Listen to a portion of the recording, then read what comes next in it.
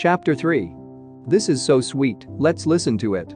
It so happened that Lucy, who found daily life rather chaotic, entered a more solid world when she opened the piano. She was then no longer either deferential or patronizing, no longer either a rebel or a slave. The kingdom of music is not the kingdom of this world, it will accept those whom breeding and intellect and culture have alike rejected. The commonplace person begins to play and shoots into the emperor without effort, whilst we look up, marveling how he has escaped us, and thinking how we could worship him and love him, would he but translate his visions into human words and his experiences into human actions. Perhaps he cannot, certainly he does not, or does so very seldom.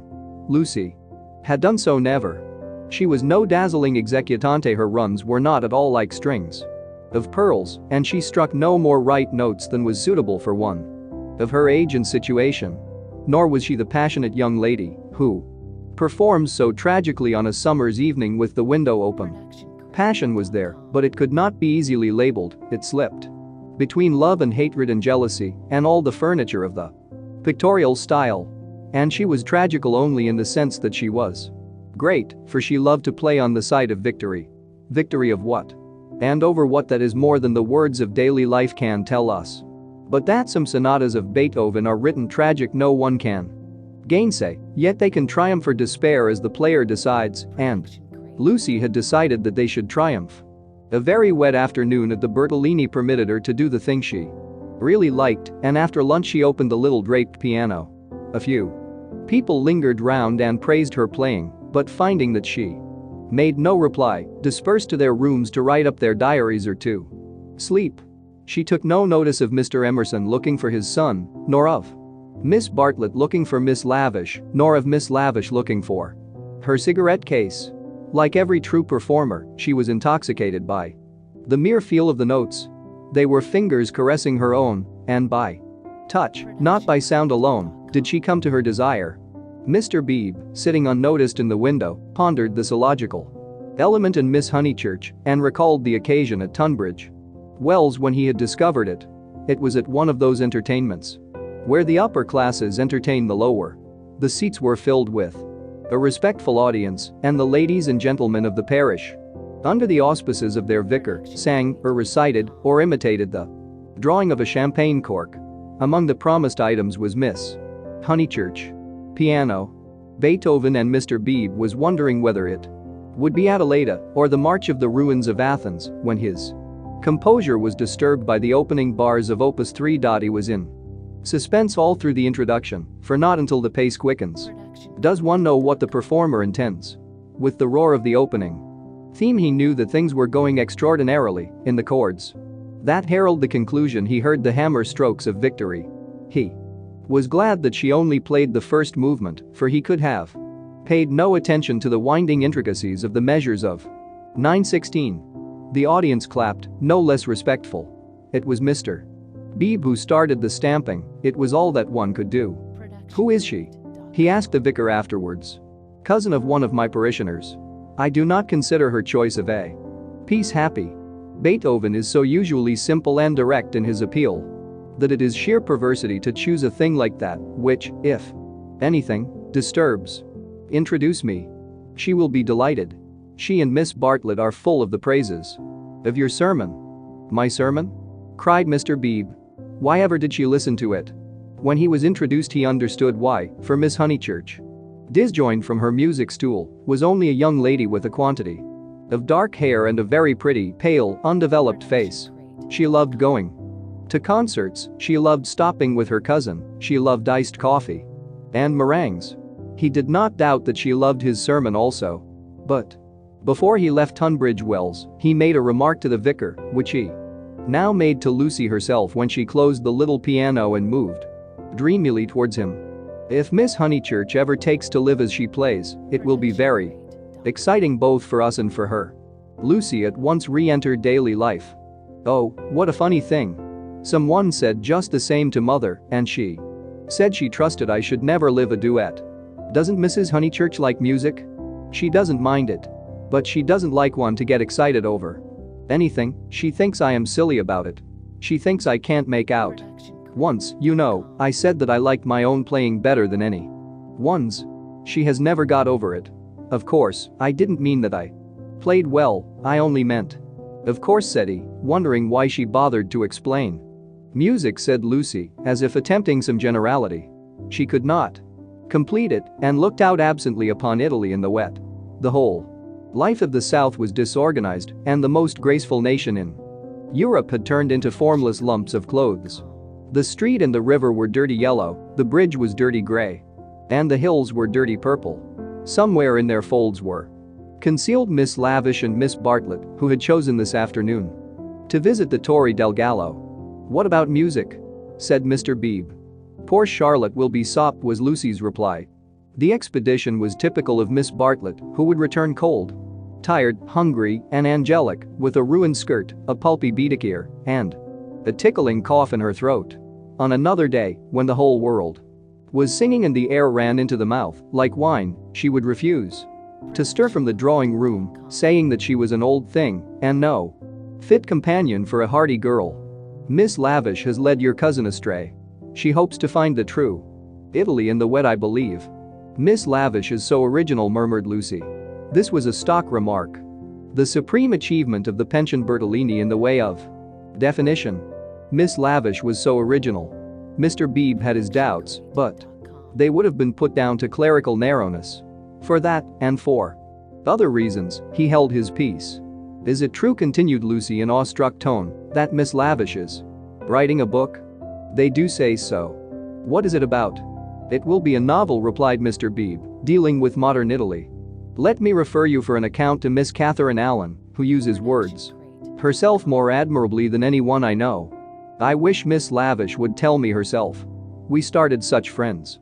But I don't think she ought to have run away with Baedeker that morning in Santa Croce. Charlotte was most annoyed at finding me practically alone, and so I couldn't help being a little annoyed with Miss Lavish. The two ladies, at all events, have made it up. He was interested in the sudden friendship between women so apparently dissimilar as Miss Bartlett and Miss Lavish. They were always in each other's company, with Lucy a slighted third. Miss Lavish he believed he understood, but Miss Bartlett might reveal unknown depths of strangeness, though not perhaps of meaning. Was Italy deflecting her from the path of prim chaperon, which he had assigned to her at Tunbridge Wells? All his life he had loved to study maiden ladies, they were his specialty, and his profession had provided him with ample opportunities for the work. Girls like Lucy were charming to look at. But Mr. Beebe was, from rather profound reasons, somewhat chilly in his attitude towards the other sex and preferred to be interested rather than enthralled. Lucy, for the third time, said that poor Charlotte would be sopped. The Arno was rising in flood, washing away the traces of the little carts upon the foreshore. But in the southwest there had appeared a dull haze of yellow, which might mean better weather if it did not mean worse. She opened the window to inspect, and a cold blast entered the room, drawing a plaintive cry from Miss Catherine Allen, who entered at the same moment by the door. Oh, dear Miss Honeychurch, you will catch a chill. And Mr. Beebe here. Besides, who would suppose this is Italy? There is my sister actually nursing the hot water can, no comforts or proper provisions. She sidled towards them and sat down, self-conscious as she always was. On entering a room which contained one man, or a man and one woman. I could hear your beautiful playing, Miss Honeychurch, though I was in my room with the door shut. Doors shut, indeed, most necessary.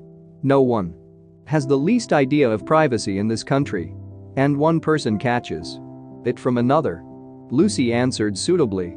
Mr. Beebe was not able to tell the ladies of his adventure at Medina, where the chambermaid burst in upon him in his bath, exclaiming cheerfully, "Fa niente, sono vecchia." He contented himself with saying, "I quite agree with you, Miss Allen.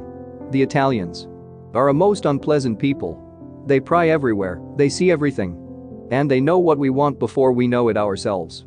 We are at their mercy. They read our thoughts, they foretell our desires. From the cab driver down to Giotto, they turn us inside out, and I resent it. Yet in their heart of hearts they are how superficial. They have no conception of the intellectual life. How right is Signora Bertolini, who exclaimed to me the other day, 'Ho, Mr. Beebe, if you knew what I suffer over the children's education. Hi won't ave my little. Victory are taught by a ignorant Italian what can't explain nothing. Miss Allen did not follow, but gathered that she was being mocked in an agreeable way. Her sister was a little disappointed in Mr. Beebe. Having expected better things from a clergyman whose head was bald and who wore a pair of russet whiskers. Indeed, who would have supposed that tolerance, sympathy, and a sense of humor would inhabit that militant form? In the midst of her satisfaction she continued to sidle, and at last the cause was disclosed.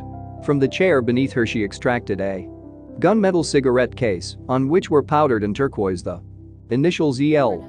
That belongs to Lavish, said the clergyman. A good fellow, Lavish. But I wish she'd start a pipe. Oh, Mr. Beebe, said Miss Allen, divided between awe and mirth. Indeed, though it is dreadful for her to smoke, it is not quite as dreadful as you suppose. She took to it, practically in despair, after her life's work was carried away in a landslip. Surely that makes it more excusable. What was that? Asked Lucy.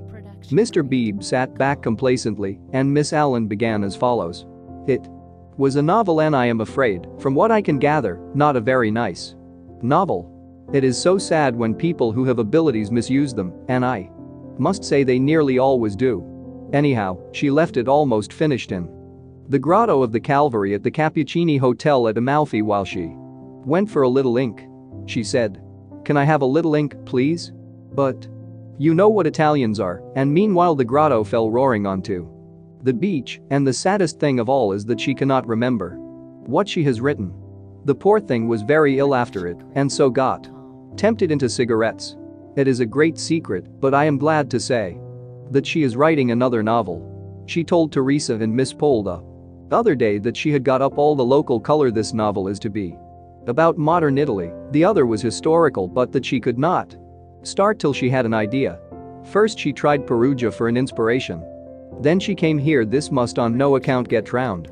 And so cheerful. Through it all, I cannot help thinking that there is something to admire in everyone, even if you do not approve of them. Miss Allen was always thus being charitable against her better judgment. A delicate pathos perfumed her disconnected remarks, giving them unexpected beauty, just as in the decaying autumn woods there sometimes rise odors reminiscent of spring. She felt she had made almost too many allowances and apologized hurriedly for her toleration. All the same, she is a little too, I hardly like to say unwomanly, but she behaved most strangely when the Emersons arrived. Mr. Beebe smiled as Miss Allen plunged into an anecdote which he knew she would be unable to finish in the presence of a gentleman. I don't know, Miss Honeychurch, if you have noticed that Miss Pole, the lady who has so much yellow hair, takes lemonade. That old Mr. Emerson, who puts things very strangely. Her jaw dropped. She was silent. Mr. Beebe, whose social resources were endless, went out to order some tea, and she continued to Lucy in a hasty whisper. Stomach. He warned Miss Pole of her stomach acidity, he called it, and he may have meant to be kind. I must say I forgot myself and laughed. It was so sudden. As Teresa truly said, it was no laughing matter. But the point is that Miss Lavish was positively attracted by his mentioning S and said she liked plain speaking and meeting different grades of thought. She thought they were commercial. Travelers' drummers was the word she used, and all through dinner she tried to prove that England, our great and beloved country, rests on nothing but commerce.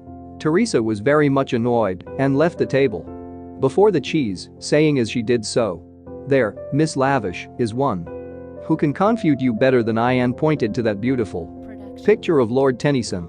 Then Miss Lavish said, "Tut. The early Victorians. Just imagine. Tut. The early Victorians. My sister had gone, and I felt bound to speak. I said, 'Miss Lavish, I am an early Victorian, at least, that is to say, I will hear no breath of censure against our dear Queen.' It was horrible speaking. I reminded her how the Queen had been to Ireland when she did not want to go, and I must say she was dumbfounded and made no reply. But, unluckily, Mr. Emerson overheard this part and called in his deep voice, 'Quite so, quite so. I honor the woman for her Irish visit. The woman. I tell things so badly, but you see what a tangle we were in by this time, all on account of S having been mentioned in the first place. But that was not all. After dinner, Miss Lavish actually came up and said, "Miss Allen, I am going into the smoking room to talk to those two nice men. Come, too." Needless to say, I refused such an unsuitable invitation. And she had the impertinence to tell me that it would broaden my ideas. And said that she had 4 brothers, all university men, except one who was in the army, who always made a point of talking to commercial travelers. "Let me finish the story," said Mr. Beebe, who had returned.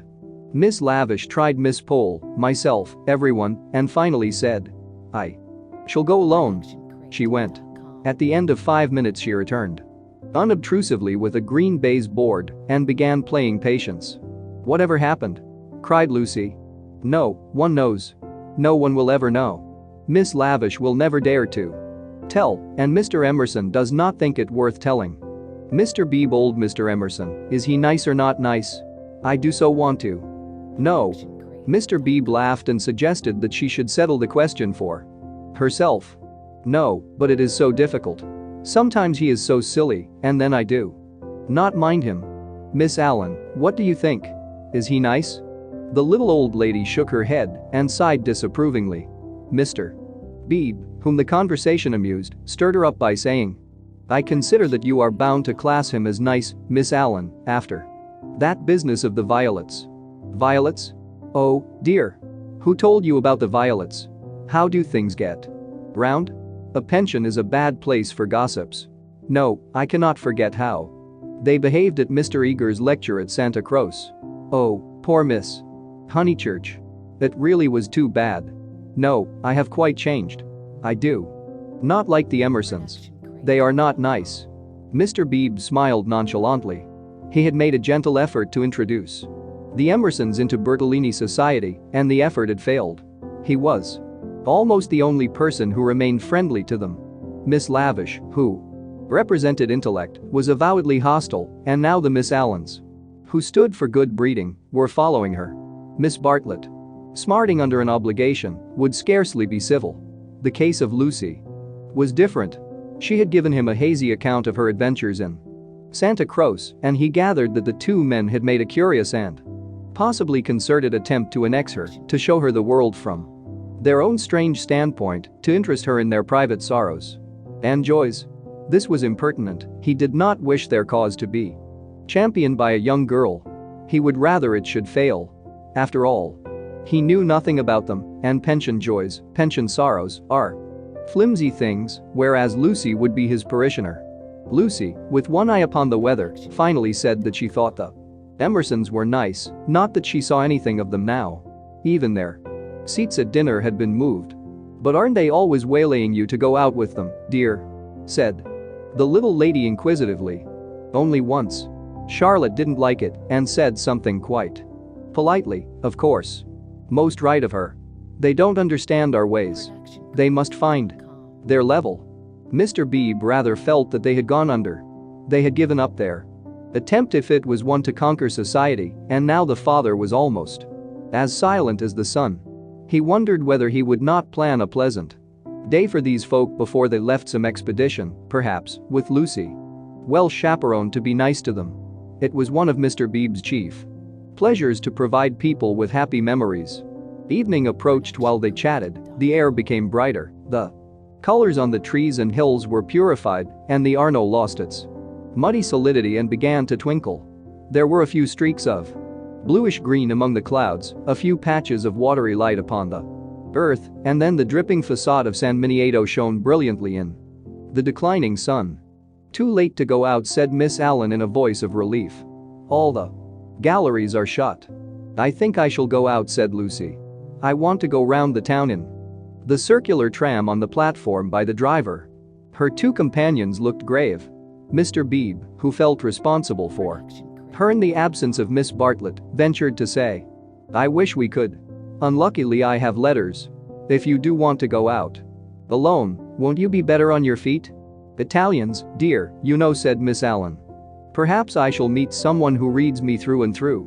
But they still looked disapproval, and she so far conceded to Mr. Beebe as to say that she would only go for a little walk and keep to the street frequented by tourists.